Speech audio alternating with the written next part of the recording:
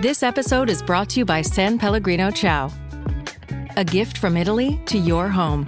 San Pellegrino Ciao is a flavored sparkling water made with real fruit juice, finished with a pinch of Sicilian salt for a perfectly balanced taste. So which flavor will you choose? Peach, lime, blood orange, cherry, or maybe the all-new limoncello?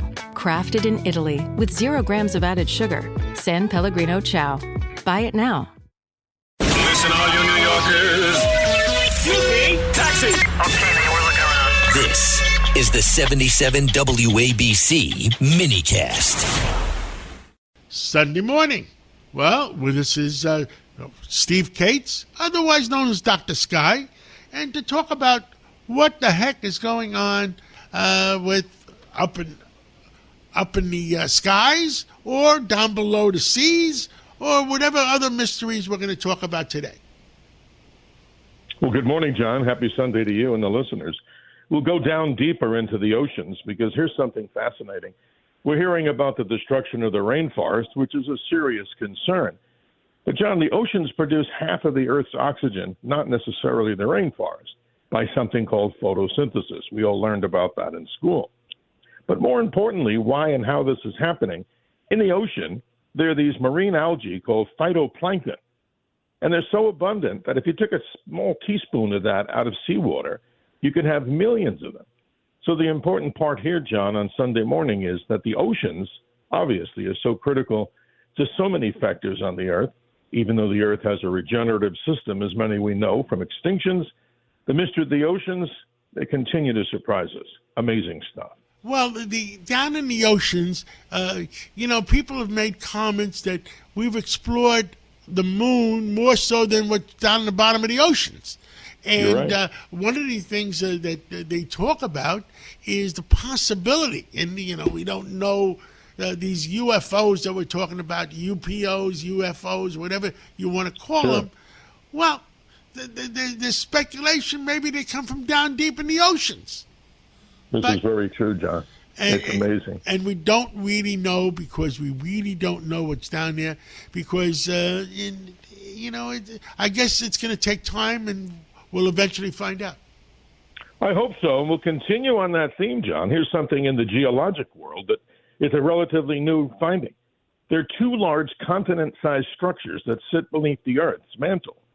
They're named Tuzo and Jason after these 2 different geologists, one of them under the Pacific Ocean and one of them near Africa and the Atlantic Ocean. It's incredible. They're 1,800 miles long. You have to go slowly on that so I can understand it. Underneath there's another continent underneath the Atlantic, at the Pacific Ocean that may have been a continent above the ocean at one time? John, no, it's deeper inside the Earth. And it's these structures that nobody understands. They're continent-sized, big, massive sheets of rock, 1,800 miles long, which is 6% of the volume of the Earth. And they've been there maybe 200 million years ago. But here's one of the theories, John, of where this might have come about. Many people believe that the ocean, which helped to produce, not the moon. We thought in school that the moon came out of the Pacific Ocean. There was a planet-sized object, maybe the size of Mars, that allegedly struck the Earth.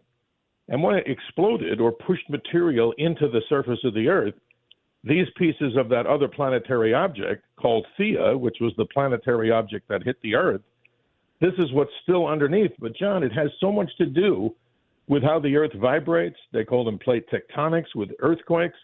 So once again, just like the oceans, we're learning so much about these great mysteries of what lies below our feet. And the beat goes on. Wow. Okay. Incredible. What else? Well, we got something else. We're celebrating an anniversary that many people may not even know about. On June 30th, 1908, some 118 years ago, one of the largest asteroid or /comet nuclei explosions in history. It occurred over the northern part of Siberia. In history, it's known as the Tunguska event.